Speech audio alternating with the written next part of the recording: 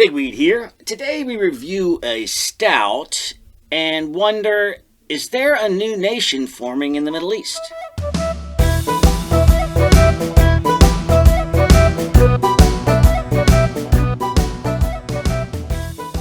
Okay, all right. Hey, all right. Good to see you. Hello. How about some beer and conversation? Oh, that's an excellent idea. What are we drinking? Well, since it's close to St. Patrick's Day, we're drinking an Irish stout. Well, that's a very good idea. Yeah, I think so. So what's on your mind today?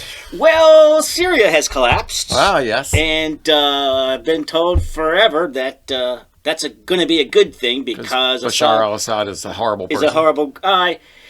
I don't know. I'm not sure either. How about these new guys? I know. It's not... Are these the good guys? We keep getting rid of dictators and finding out, maybe it was better under the dictator. Well, we need to talk about that. But first... St. Patrick. St. Patrick, yes. So here we have... This is you look at my glass here from the Guinness there you Brewery. go, from the Guinness but Brewery. this is not a Guinness. This is not a Guinness. This is from Brookville Beer Farm. It's called McDonald's Pub Irish Style Stout. Huh. So this is their interpretation of an Irish style stout. So before you taste, you already tasted it. Go. Yeah. So before I taste it, I expect it to be a dry stout, not too sweet. Okay. That would be my expectation. But let's see what we got. Yes, and it is delicious. It is delicious, but it's a little less dry than I would expect. All right, it's got Yeah. a lot of good mouthfeel. Yeah. A lot of some lingering flavors. A lot of sweet maltiness going on in there, but it's delicious. It's just not what I expected. I expected something drier. So here we also have poured ourselves half of a Guinness Extra Stout. It's an extra stout because there is the stout, which comes with the CO2, the nitrous. Nitrous, yeah. That's the Which regular gives, Guinness draft. Right, Yeah. and I didn't want to compare the two because Exactly. they kind of get in each other's way. So Yes. this is the bottled Extra Stout. the bottled extra stout, and it's stronger. It's closer to the ABV of your beer farm. Yeah.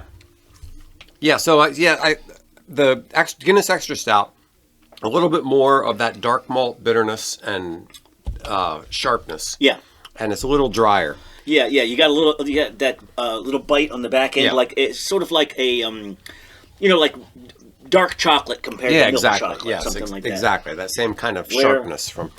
Yeah, well, they're both delicious. I like them both. The McDonald's Pub from Brookville Beer Farm is a little sweeter, a little heavier, a little more mouthfeel, but they're both really good. Yeah, very nice, very nice. Now, before we get to the subject at hand, is St. Patrick's Day... So, what do you do during Lent? So During Lent, so Lent goes from Ash Wednesday to Easter Sunday, except for the Sundays between. So it ends up being 40 days when you subtract out the Sundays. And typically people...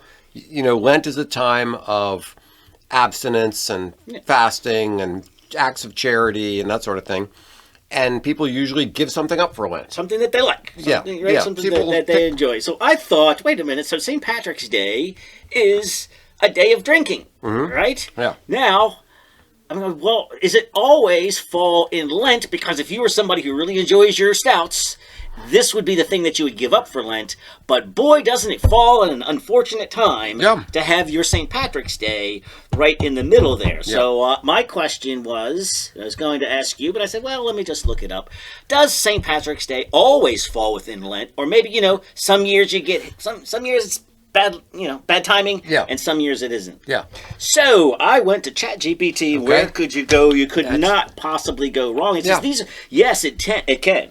And on rare occasions, though, this happened in 1940 when Easter fell on March 24th, making St. Patrick's Day outside of Lent. Okay, and by what definition of outside? Because St. Patrick's Day is March 17th. And if the next time, you're going to wait for this, it's going to be a while, 2084. Yes. When Easter will be on March 22nd. Once again, not outside of...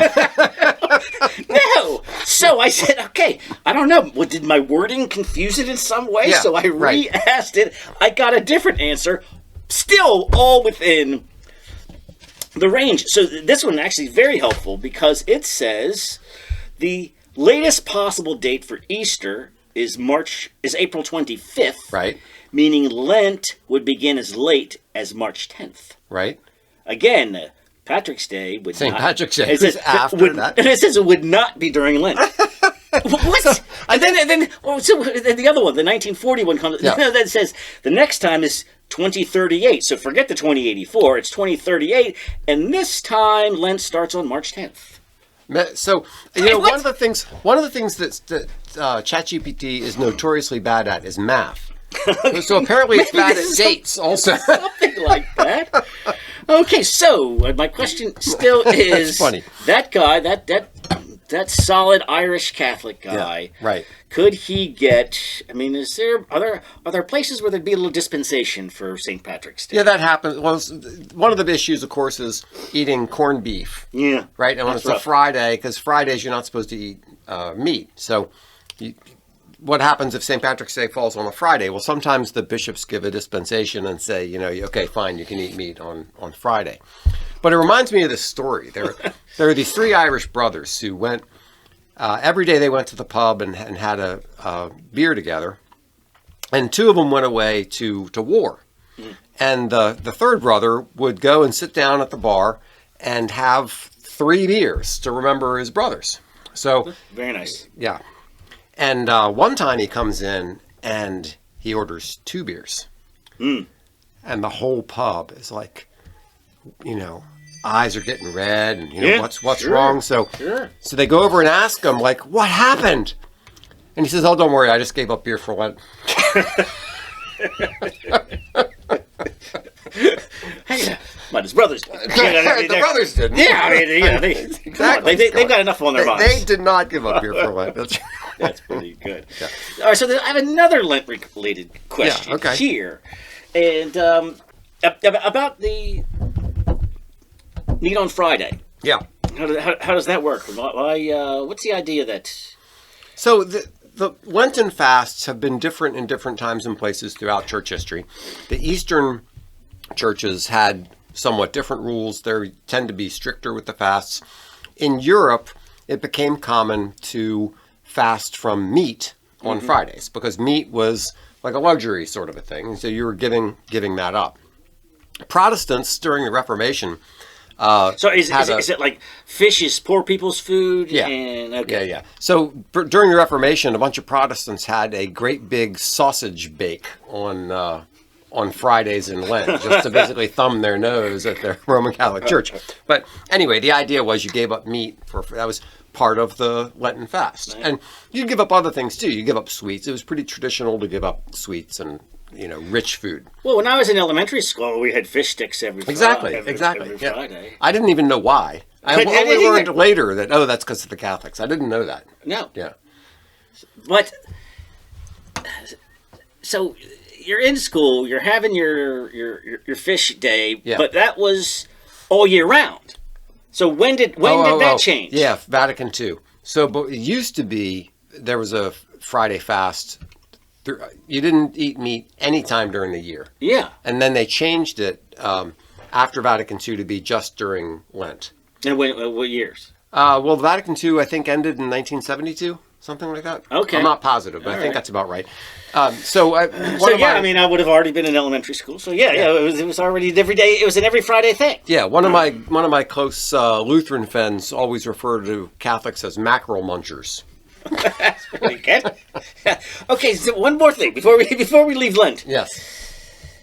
So it's asking about the meat versus the fish. Yeah. Right. So we've got a tricky one here. Okay. This is a letter from the Archdiocese of New Orleans to Jim Pickles from Covington, Louisiana. Okay. Now he's of Insta-Gator Ranch and Hatchery. Yeah. So it's a gator farm. Mm-hmm. So he apparently writes to the Archdiocese and says, what's the deal? And the response from the Most Reverend Gregory Amen, this is in 2010, thank you very much for your letter of February 24th, 2010, concerning the question if alligator is acceptable to eat during the Lenten season. Okay, right. Perfectly good question, I guess. Yeah. And yes, the alligator is considered in the fish family, and I agree with you. God has created a magnificent creature that is important to the state of Louisiana and is considered seafood. Sincerely in Christ. So, Yes. I thought, sounds like a very Louisiana, New Orleans kind of a thing. Yes. And Jim probably would not have received that response in other archdioceses. Yeah, except that apparently that's not true. Apparently, so that's really not. People usually went further up the chain than. People usually think that you're supposed to eat fish. It's not that you're supposed to eat fish. Right. It's that you're not supposed to eat certain flesh. Okay, certain kinds of meat. Well, apparently, the distinction that they draw. So crabs and crawdads and all that. Yeah, it's not like you're required to eat fish. It's just that you're not supposed to eat beef and pork and that kind of stuff. Okay. So. Apparently, the distinction that they draw is between land animals and aquatic animals. So it's not really between like beef and fish. It's land animals. So even things like the capybara, which is like a water living rodent. Yes. You can eat that. If you live in Brazil. Yeah, exactly. So it's not as if it's really a question of meat versus fish. It's a question of land animal versus aquatic animal. And is reptile meat a mammal or closer to a mammal or closer to a fish? Right. That's not really the question. That's not really the question. Apparently, the question apparently is... not. I thought it was unique to New Orleans, and it's broader than that. So, yes, you can enjoy your alligator nuggets on Fridays during Lent. I wonder if the McDonald's in Louisiana... I hope we've settled that debate that's been raging out there. I know. So I wonder if the McDonald's in Louisiana have alligator nuggets. Sure That's what they ought to do. I am sure they do. That would be fantastic. Okay, so let's finally international. Let's go back to let's go to the Middle East, where Syria is apart. Is falling apart and coming together, and everybody's trying to wonder, where do we fit in?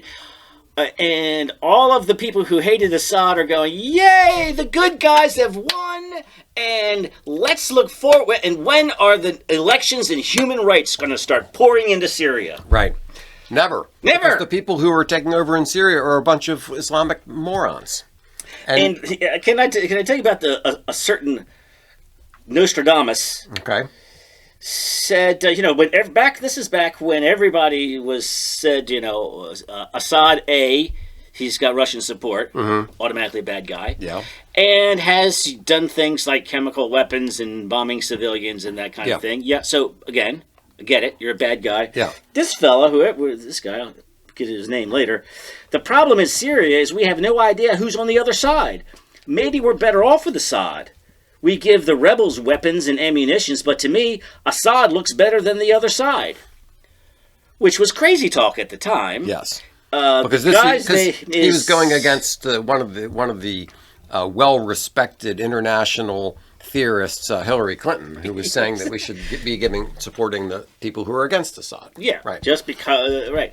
You got to consider who is the alternative. Yeah. And this is Donald Jehoshaphat Trump from 2015, who's just an out-of-the-box thinker. Yeah. Not a politician, not an ideologue, just going, yeah, he does look like a piece of crap, but do you want to eat 2 crap sandwiches instead of 1 and call that better? Well, what does Thomas Sowell say? There are no solutions, only trade-offs. And so it's not a question of which one of them is perfect. It's a question of which one of them is better given the choices that we have. Yeah, and I have always, knowing... Now that I know who ISIS is and what jihadists want, what kind of countries that they want, I've always supported Assad, and I owe an apology probably to Gaddafi and Saddam Hussein. Rotten people. Horrible, rotten people. But to a certain extent, they kept the order. And they weren't fundamentalist nut jobs. Exactly. And the big challenge in the Middle East is the Islamists, it's the jihadists, it's the fundamentalist Muslims. Those are the enemies. Yeah, and so if you have to side with a military dictator, well, that's what you got to do. Yeah, maybe it's better to have some horrible person like Saddam Hussein or Bashar al-Assad or Gaddafi or one of those guys, rather than having Khomeini. All right. We're still not to the topic yet. No, yeah. So, point being, yes, the country has fallen apart, and now everybody is scrambling to pick up the pieces. and we have yes. Now you have UN guys backslapping this. Basically ISIS.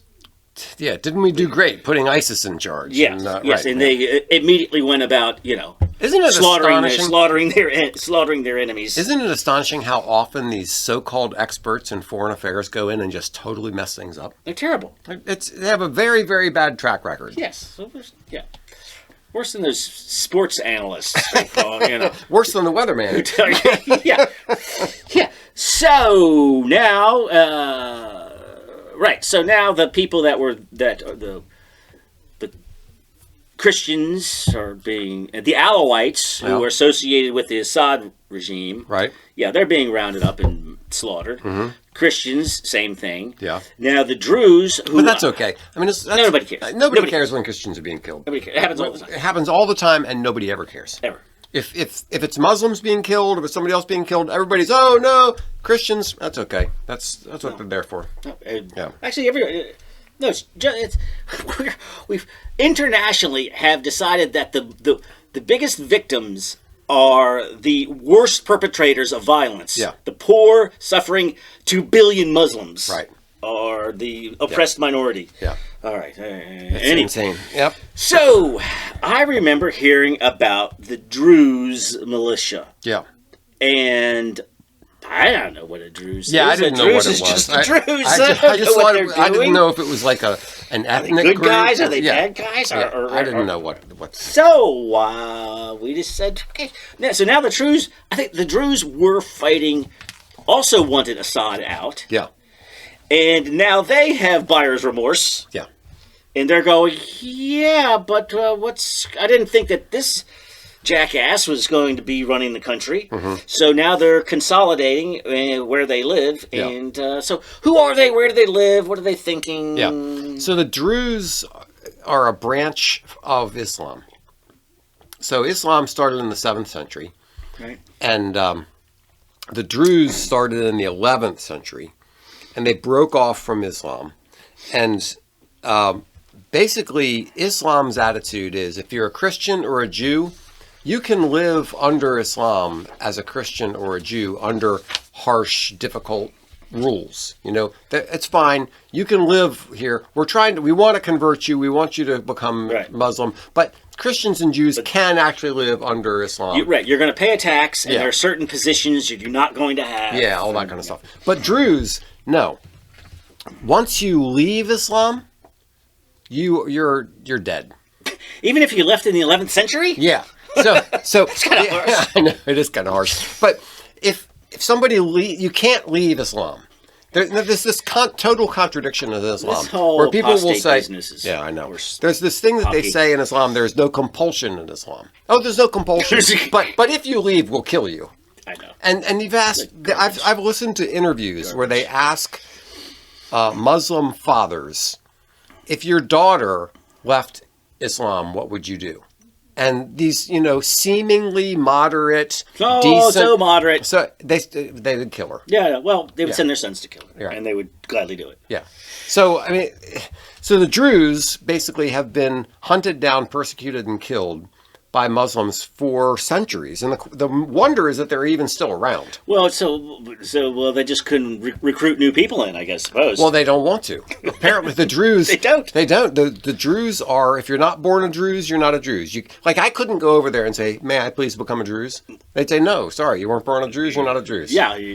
The Muslims will let you in, but they won't let you out. That's for sure. That's right. You can come in, but you can't get out. So they're spread across Syria, Lebanon, Jordan, and Israel, and have no autonomy of their own. I guess a little bit like the Kurds, and at best have an uneasy relationship with host countries until the formation of Israel. Yeah. So that seems like the only place that you can be a comfortable Druze is in Israel. Well, one of the things that Jews and Druze found out early on, and after the formation of the nation of Israel, was that neither of them wanted to convert the other.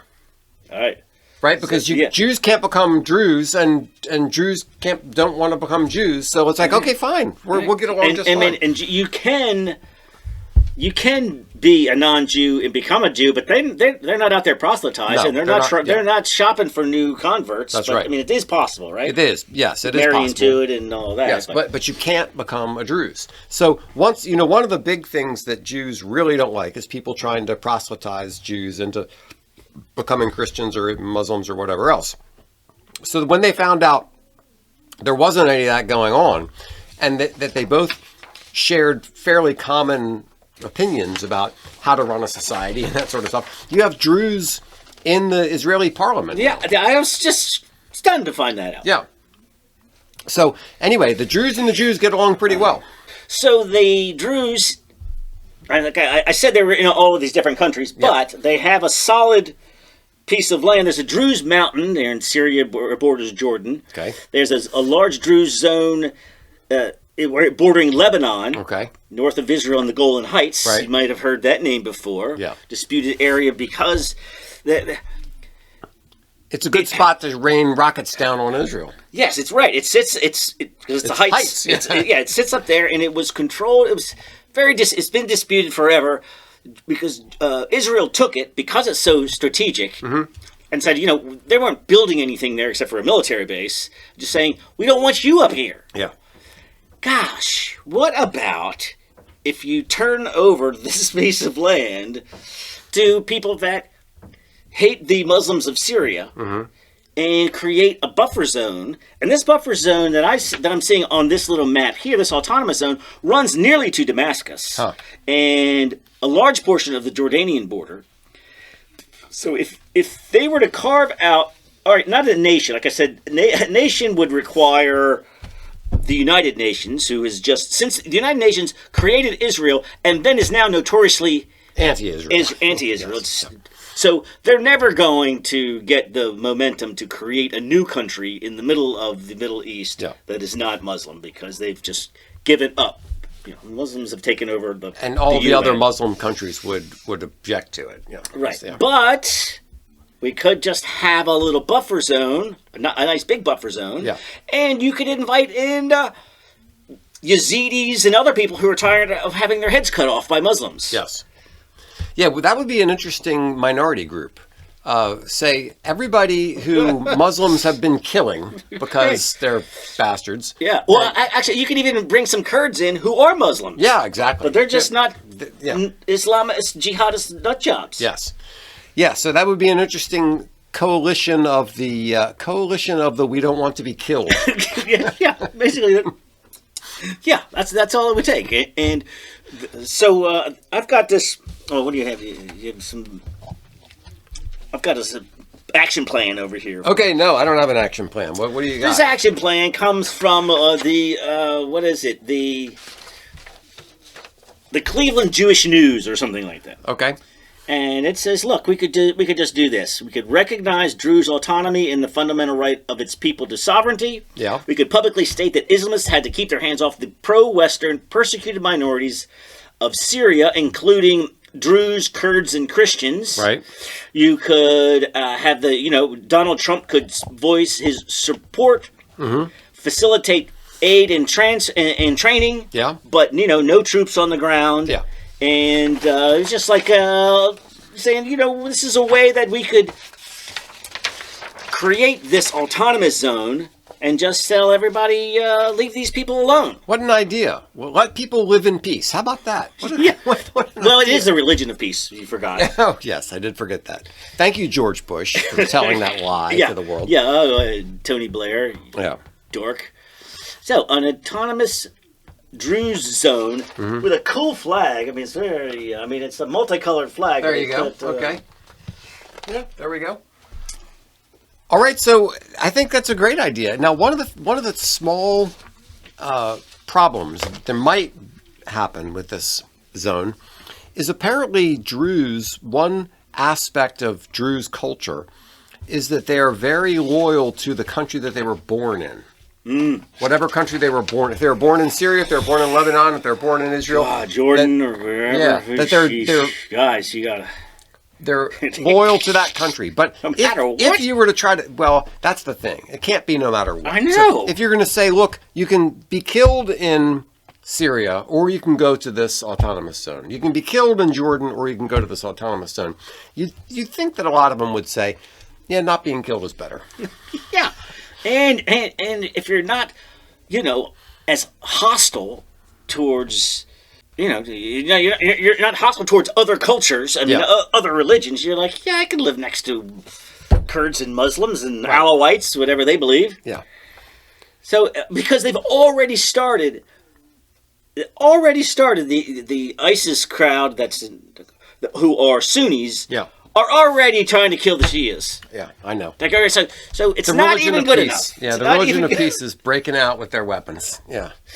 So yes, these people need. I don't know why. Well, in a way, I don't know why they were so on board with joining up forces with the ISIS crowd, or maybe it's just the enemy of my enemy thing, and Assad mistreated them. And well, Assad was bad to them. Yeah, Assad was bad to everybody. But once again, getting back, he was bad to everybody. But was he as bad as the these beheaders are going to be? Yeah, right. I mean, the jihadists are a curse on the world, and it's dreadful. I mean, we got to get rid of these people.